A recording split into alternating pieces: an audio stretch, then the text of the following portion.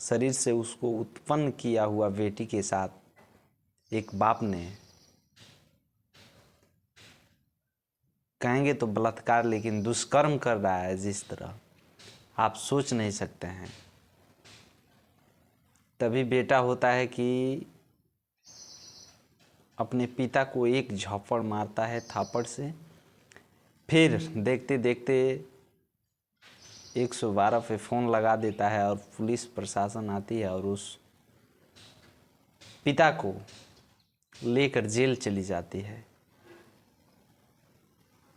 नमस्ते, प्रणाम, मैं मुकेश भारद्वाज। आप देख रहे हैं हमारे यूट्यूब चैनल पे आप पहली बार आए हैं तो हमारे चैनल को सब्सक्राइब कीजिए, लाइक कीजिए, वीडियो अच्छा लगे तो शेयर कीजिए।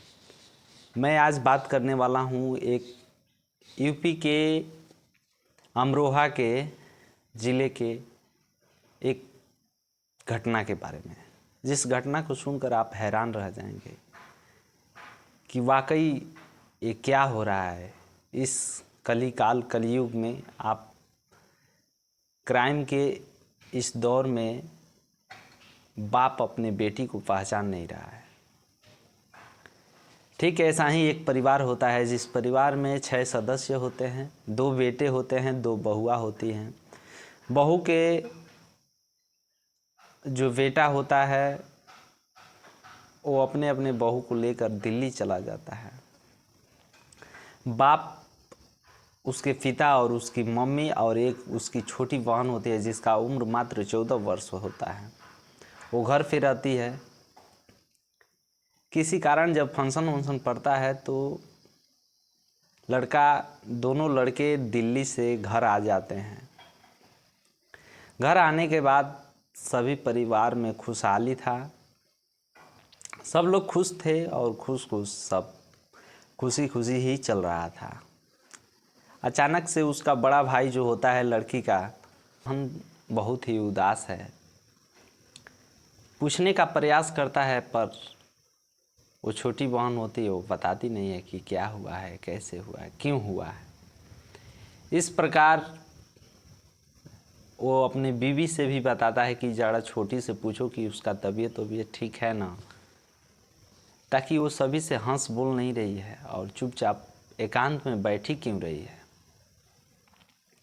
तभी जो उसकी जो भाभी होती है पूछने का प्रयास करती है और पूछती है तो छोटी नहीं बताती है।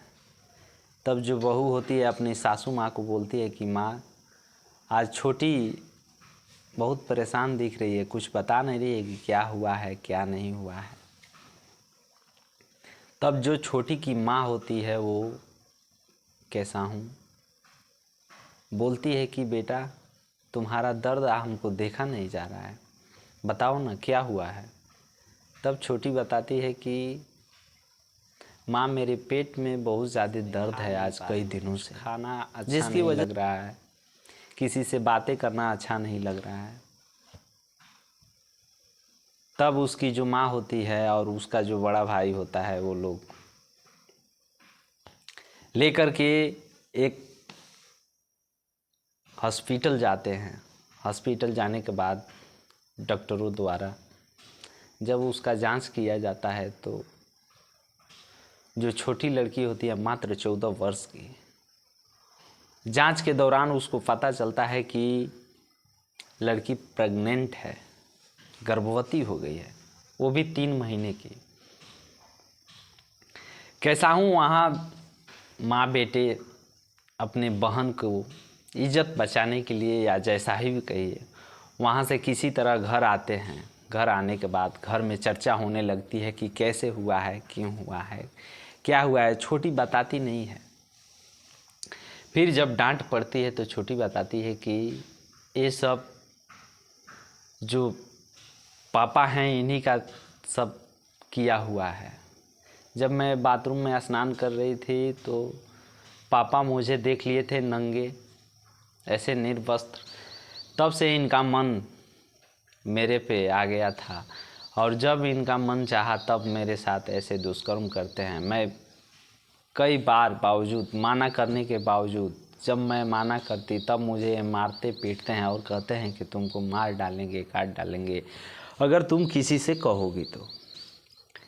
ऐसे में मैं किसी से नहीं बताती थी और नतीजा ये हुआ कि आज मैं प्रेग्नेंट हूँ और ये बातें सारी लोग नहीं थे जान जाएंगे। तभी जो बेटा होता है अपने पिता को बुलाता है और बुलाने के बाद उनको जोड़ के झप्पड़ मारता है और बोलता है कि तुमको हम देखना नहीं चाहते हैं।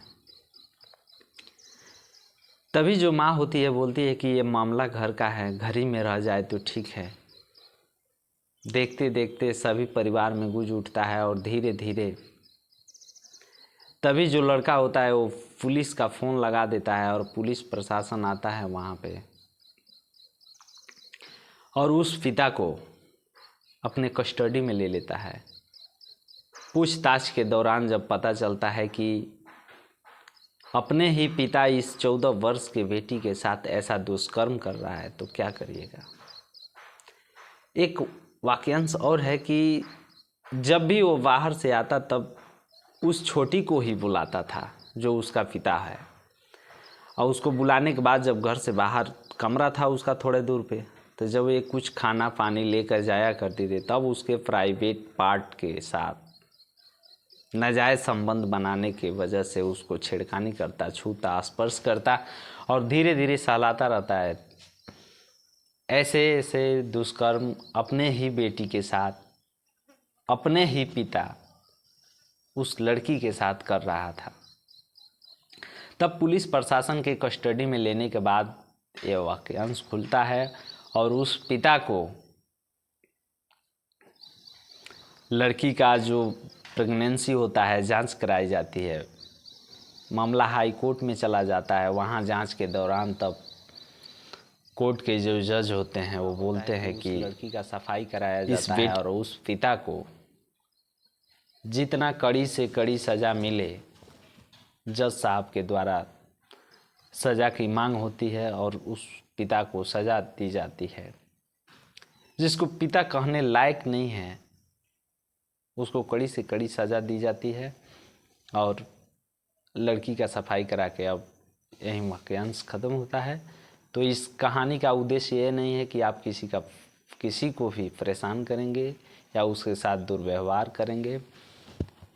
मैं आशा करता हूँ कि आप अपने को सुरक्षित रखिए, अपने परिवार को सुरक्षित रखिए, स्वयं अपने आप को सुरक्षित रखने के लिए प्रयास कीजिए। फिर मिलते हैं अगले एपिसोड में। जय हिंद, जय भारत।